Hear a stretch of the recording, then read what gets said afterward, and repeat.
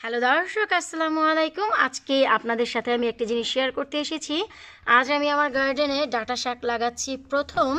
তো ভাবলাম আমি কিভাবে প্রত্যেকটি বছর ডাঁটা শাক লাগাই তা আপনাদের সাথে একটু শেয়ার করে নিই। যারা কখনো ডাঁটা শাক লাগাননি এবং ডাঁটা শাক পছন্দ করেন তারা আমার এই পদ্ধতিটি ফলো করতে পারবেন। এখানে আমি একটু দেখাচ্ছি, আমি গতকাল রাতে ডাঁটা বীজ পানি দিয়ে ভিজিয়ে রেখেছিলাম। এতে করে দেখা যায় যে বীজগুলো থেকে গাছ বের হতে অনেক ইজি হয়। তো শুরুতেই আমি ড্রেন করে নিচ্ছি পানিগুলো।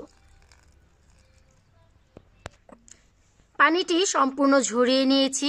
আর আমি একটু বলছি যে আমি কেন পানি দিয়ে এই বীজগুলো ভিজিয়ে রেখেছিলাম, কারণ আমাদের ইউকেতে অনেক সময় কম, সামার খুবই কম, তাই সরাসরি বীজ দিলে দেখা যায় গাছ বের হতে অনেক টাইম লাগে।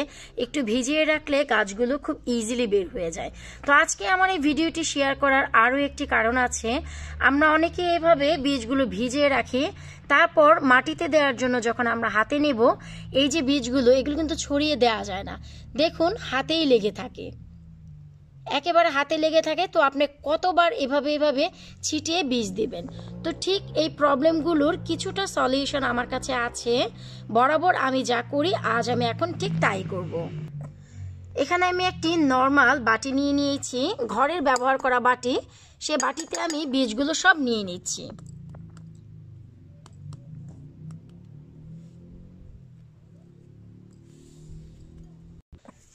এখন আমি আপনাদের বলছি যে আমি এখানে কেন এক বাটি থেকে আরেক বাটিতে বীজগুলো ট্রান্সফার করলাম, কারণ তো কোনো প্রয়োজন ছিল না। এখন এই যে আমি যে মাটিতে গাছগুলো লাগাবো, এখান থেকে খুবই সামান্য মাটি আমি এখানে নিয়ে নিচ্ছি এবং এই বীজের সাথে মাটিগুলো দেখুন আমি মিশিয়ে দিচ্ছি।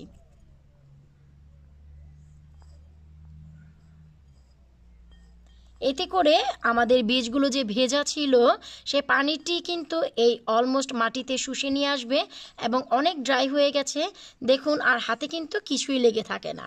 তো এটি হচ্ছে খুবই একটি ভালো ওয়ে বীজগুলো। তো এটি খুবই একটি ভালো ওয়ে যে বীজগুলো ভালোভাবে ছড়িয়ে দেওয়া যাবে। তো এবার এই যে মাটি রয়েছে, এই কম্পোস্টগুলো আমি হাতের সাহায্যে একটু যে ক্লট আছে তা ভেঙে দিচ্ছি।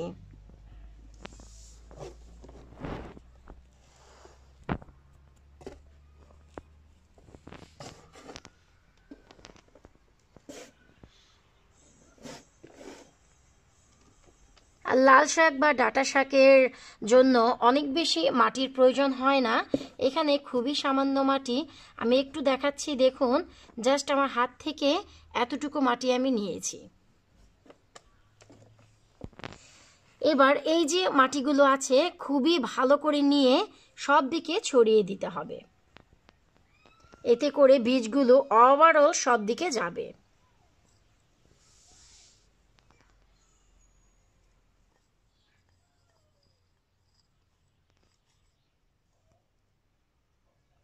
একটু লক্ষ্য করলেই দেখবেন যে বীজগুলো কিন্তু এই পটের সব দিকে ছড়ানো ছিটানো আছে। আমি একটু ক্যামেরাটি কাছে ধরছি, তাতে আপনাদের বুঝতে একটু ইজি হবে।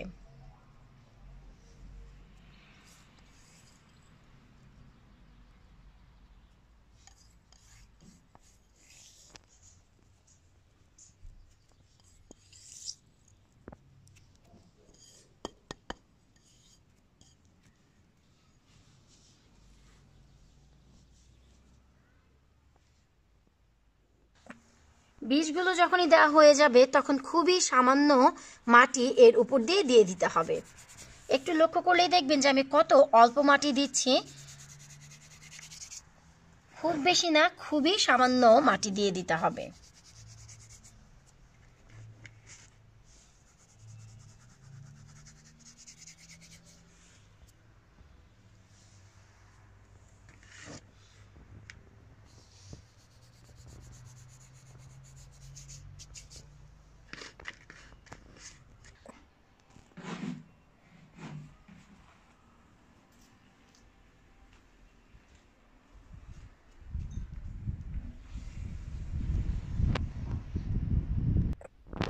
মাটি দেওয়া হয়ে গেলে হাতের সাহায্যে হালকা হাতে একটু প্রেস করে দিতে হবে। অনেক বেশি প্রেসার দেওয়ার দরকার নেই, জাস্ট আলতো করে একটু এভাবে প্রেস করে দিলেই হবে।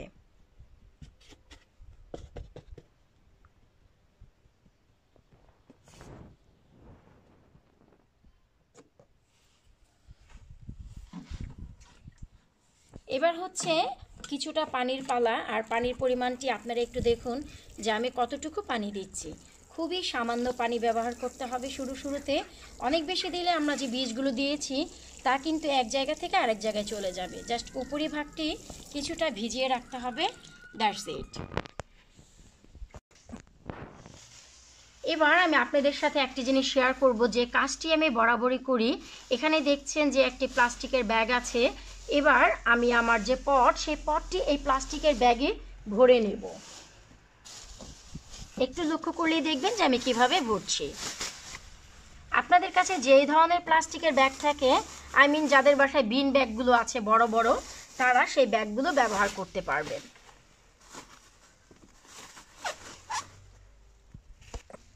ব্যাগটি আমি ভালো করে এই পটের ভিতর নিয়ে নিয়েছি। এখন যে মুখগুলো আছে সাইডে, দেখুন যে আমি কি করছি, জাস্ট হালকা করে একটু গিট দিয়ে দিচ্ছি।